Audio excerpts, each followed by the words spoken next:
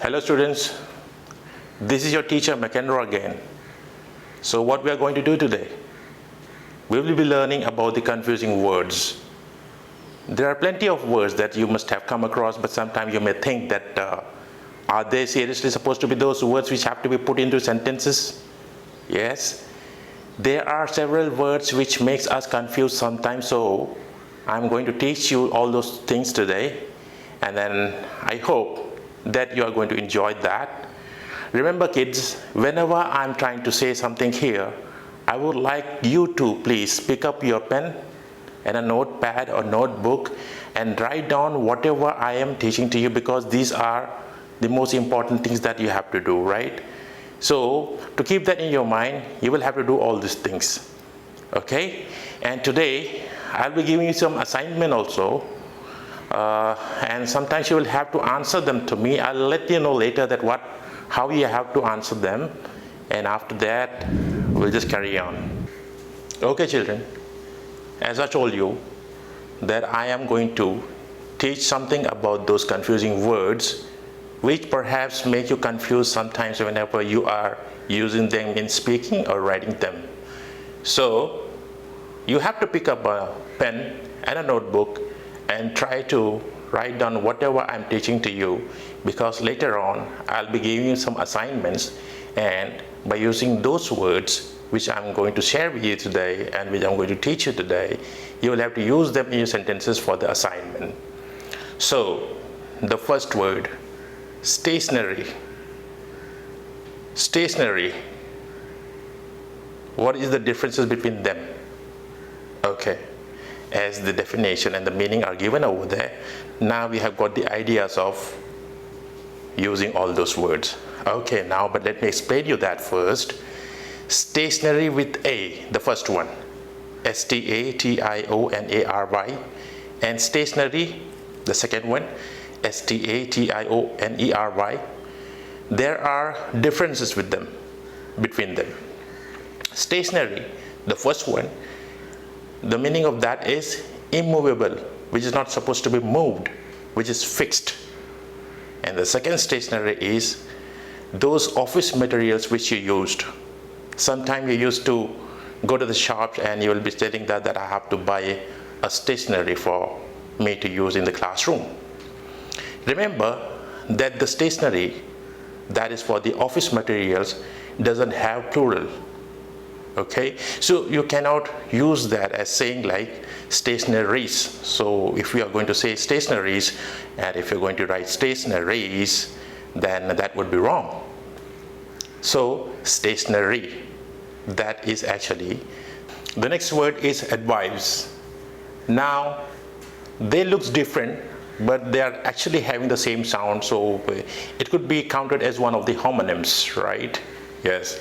So the first one, advise, is actually a noun, and the second one is a verb. So whenever you have to give an advice to someone, you can say like this: it's a piece of advice that I'm going to give you, that you better stay home. So this is the first one, advice, example for that. And the second one, advising, advice, that is supposed to be verb, and you can use this by saying like this: I'm advising you not to go out today. So these are the two differences between these two words. Assure and ensure. Now you are getting to know what is assure and ensure. Okay, both looks like to have a same meaning, but again it's not that. There is a slight changes in the meaning of all those. Assure. Suppose you can use this in sentence by saying this: I'm assuring you that you are going to be fine, and I'm ensuring that you will be fine. It seems that in the first assure is actually you are not completely 100% true about what you are saying. Assure in the sense like whenever you are saying that okay, fine, I'm assuring you that it's going to be done. So you can take it as lightly, not like the ensure one. Ensure is 100% guaranteed that the person is going to fulfill that and he is going to do that. So assure is also right, but ensure is having more control over this word, assure. Affect and effect. Affect is actually a verb. It has 4 forms like affect, affected, affected, affecting. And you are very well known about the meaning of that one. If you are influenced by someone, that time you use that word called affect. Like for example, in example you can use that by saying this: I have been affected by his charmness. I have been affected by his beauty. In such case, you can use that word affect. Effect, it's noun.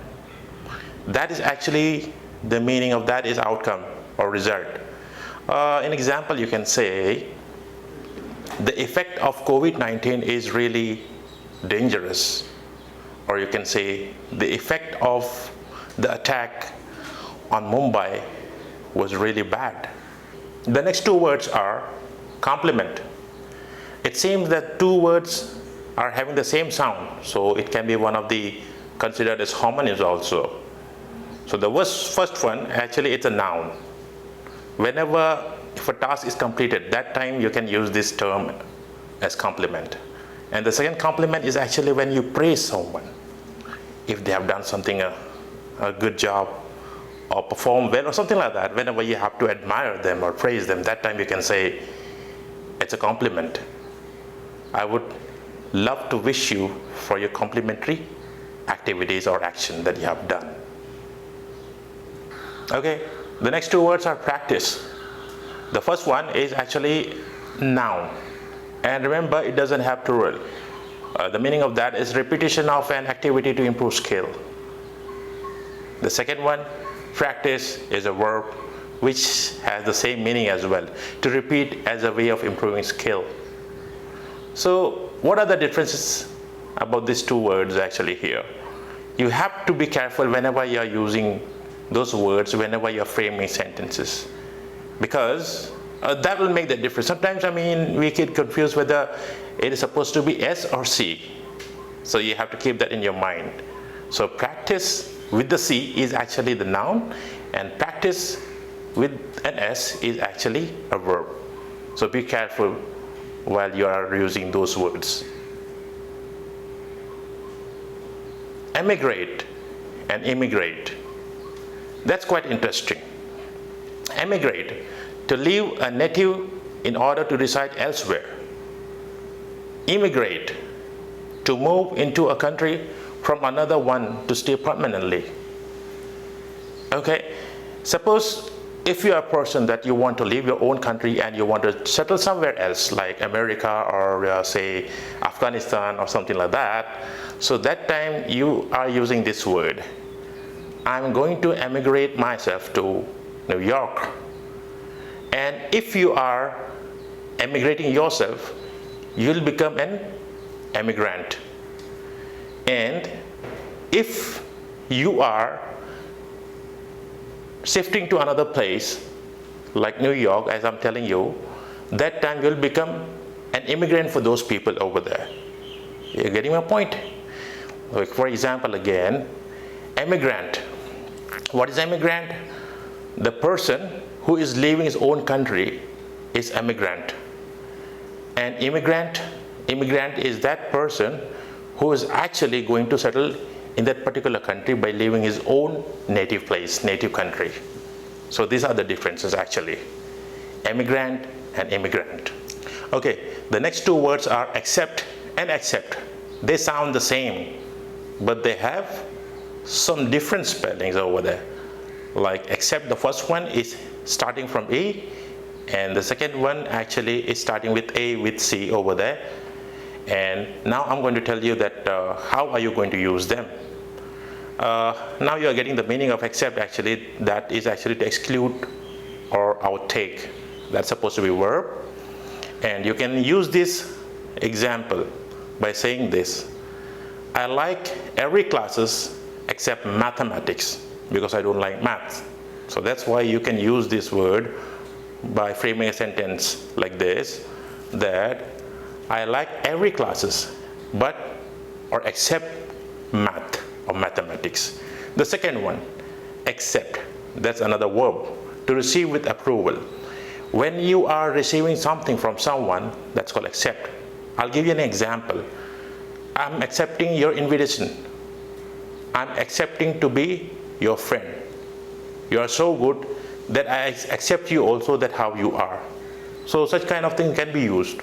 So remember kids, whenever you are using those sentences over there, words actually, those words, remember that you shouldn't be committing those mistakes, because sometimes they are confusing you. Lose. L-O-O-S-E, lose.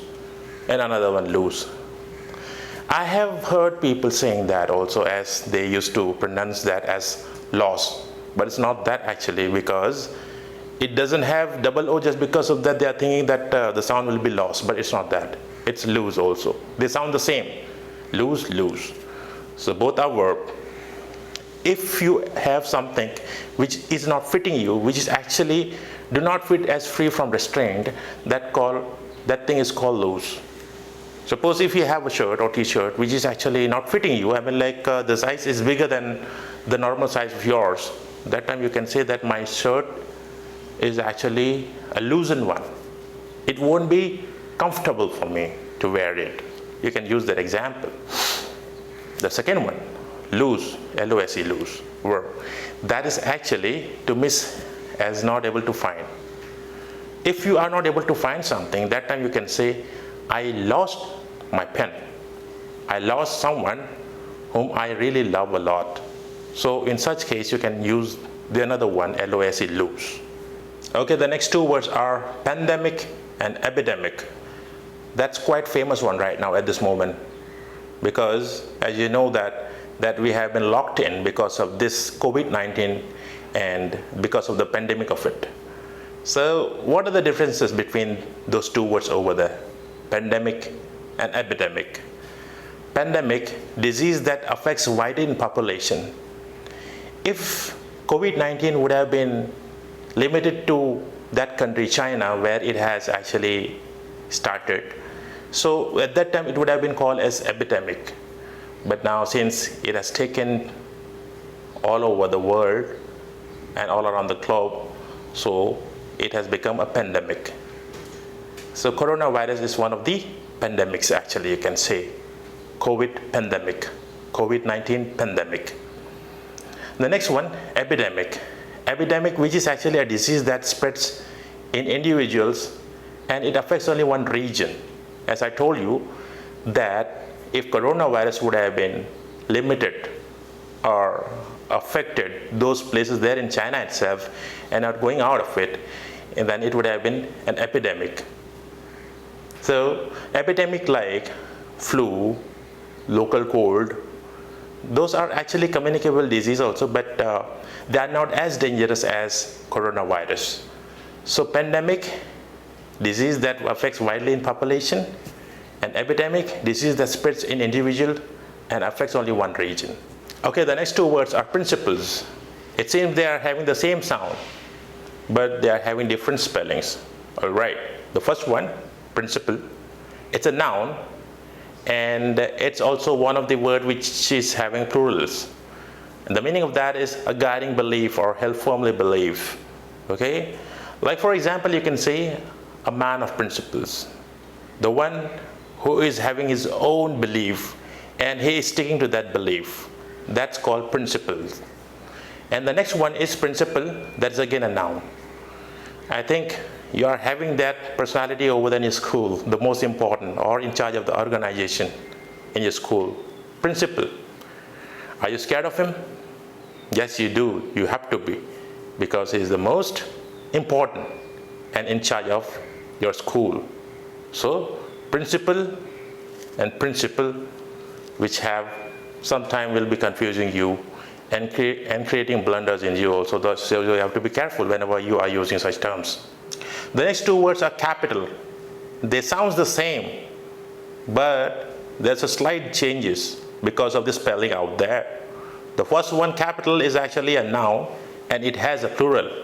And the meaning of that is the most important city within the country. Yep.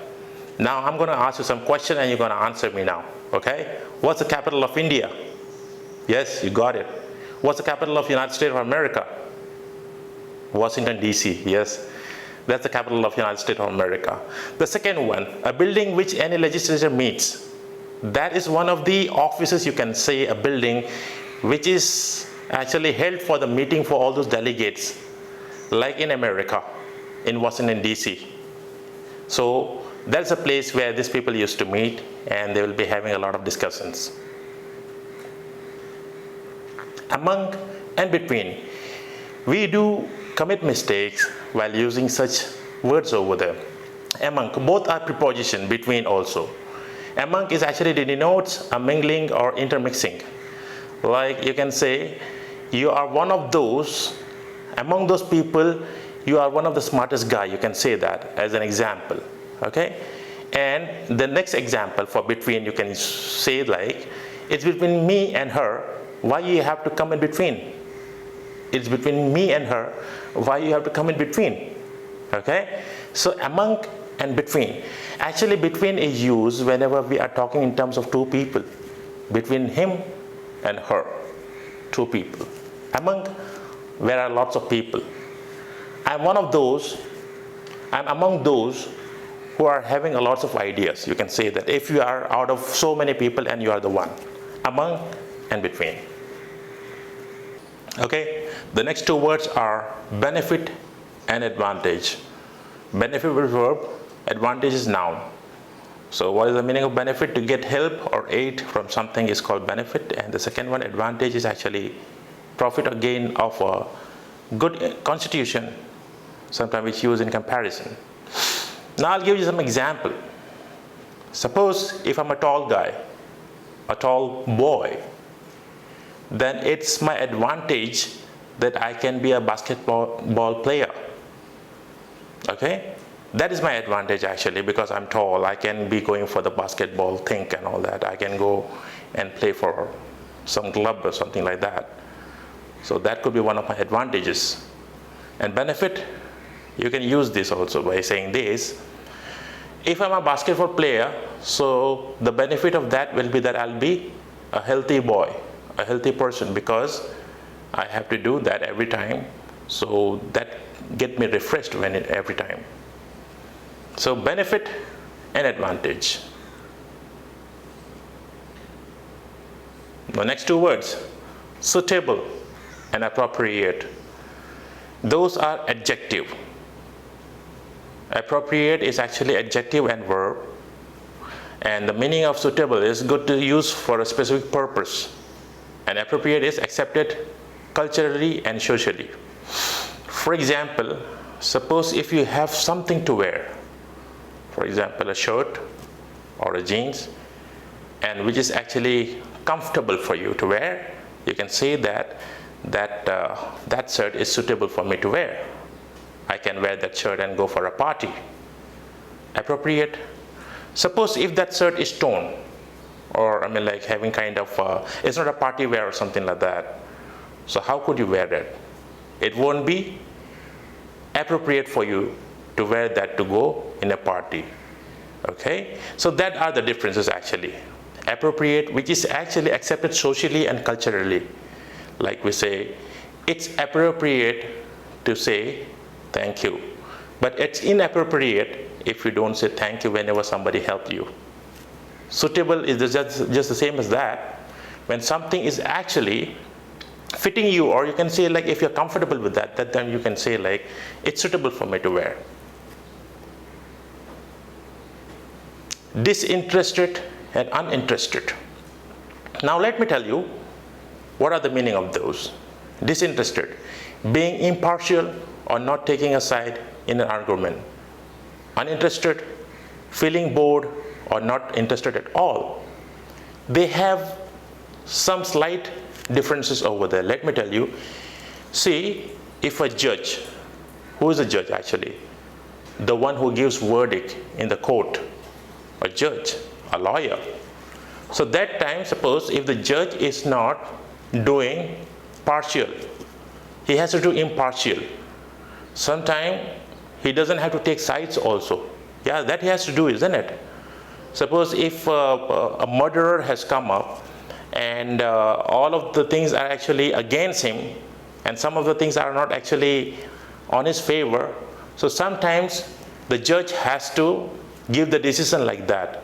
That will become disinterested. I'll give you another one example.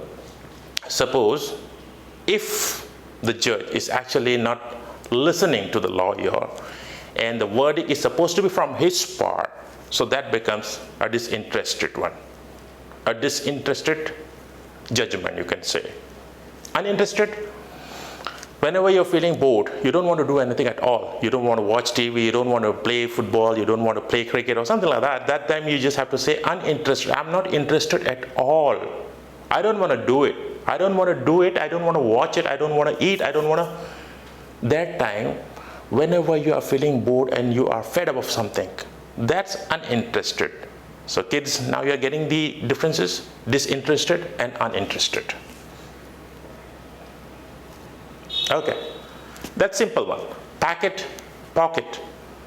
A package, bundle of parcel, that's called packet.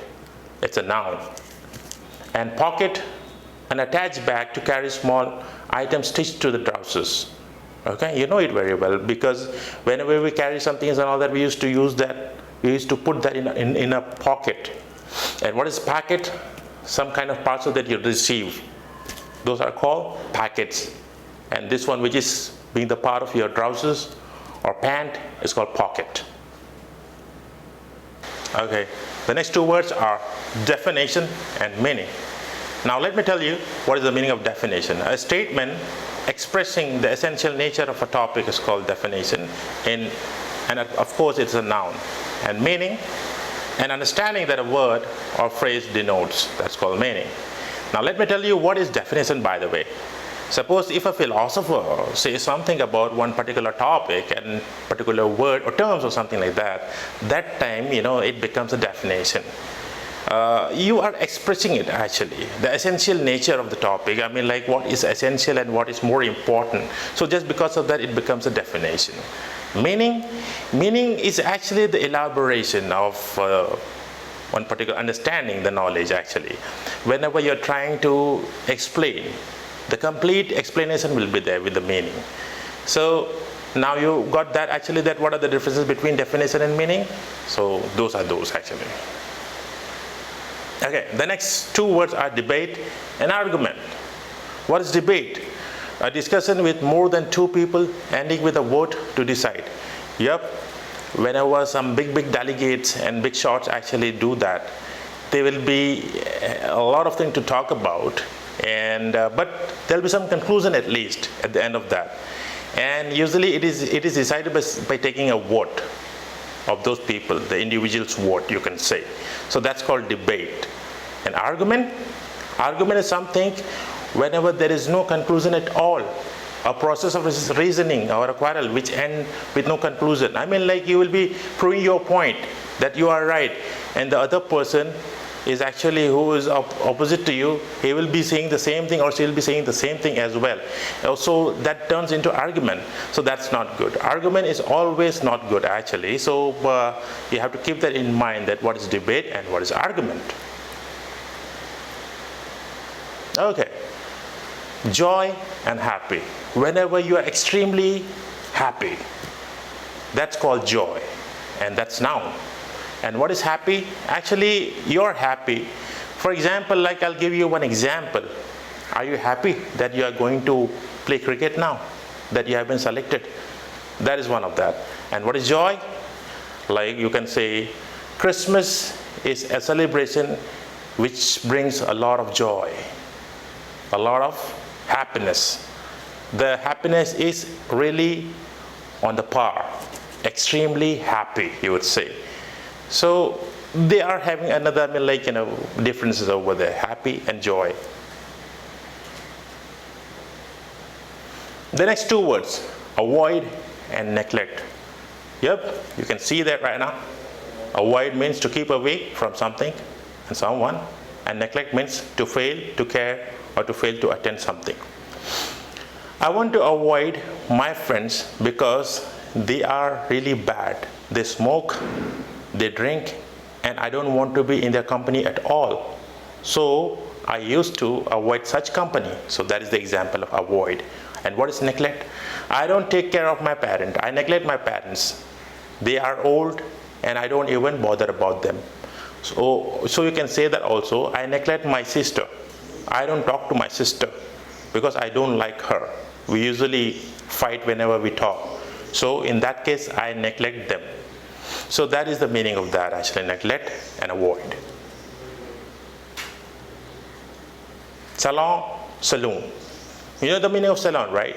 A beauty salon or similar establishment, like a barber shop or a hairdressers.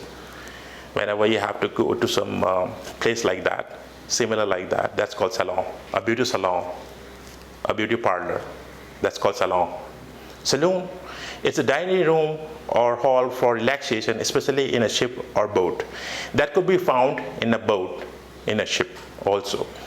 So let me just tell you one thing, that most of the shops I have seen over here, they used to write that word over there, you know. I mean, like that particular word will be the saloon, barber saloon. But do you think so? It's actually not correct. Saloon is something, a place where you can relax and sit and enjoy your meals. That's called saloon. And that word is actually found in a boat or yacht or ship. Salon is the word actually whenever you have to go to some establishment like that for your hairdressing and hair design. So salon and saloon. Okay students, now the assignments, as I've told you earlier. Take out your pen and write down those particular terms over there and the words there. Actually, what you have to do is, you have to use those words, one of the words over there, and frame one sentence. That would be your assignment. So the first assignment is this one. Actually, the serial number 1 for the assignment is that you have to use term and word, and you have to come up with one sentence by using those 2 words. Next one is birth. Birth. Now you got it, kids? Again, you have to do that. You will have to use both of the words there and come up with one sentence by using each of the word. Next one, born. Born. Next one, among, amongst. There are no differences between these 2 words, because among is actually used, I mean, like it used by this American English, and amongst is actually for British English. So you can use this word also, and you can come up with one sentence for each of the word. Describe and elaborate. Describe and elaborate.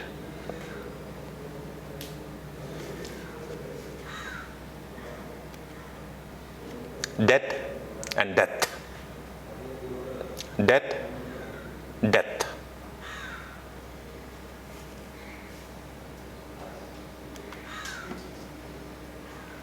Breath, breathe. Breath, breathe. Okay, the next 2 words are empathy and sympathy. So you got to use them in your sentence. That would be one of your assignments that you have to do. Remember, kids, just do it. Inquiry. Now what you have to do, right? You just have to use those words and frame one sentence. The last 2 words are then. T-H-E-N, T-H-A-N. So that's it for the assignments. There are 10 words actually, and you have to come up with one sentence from each of the word. And you may ask your concerned teacher, your school teacher, whenever you are finished with this work, you can show them this work also. So children, that's all for now. Hashtag stay home, stay safe, keep learning, keep watching, and stay well.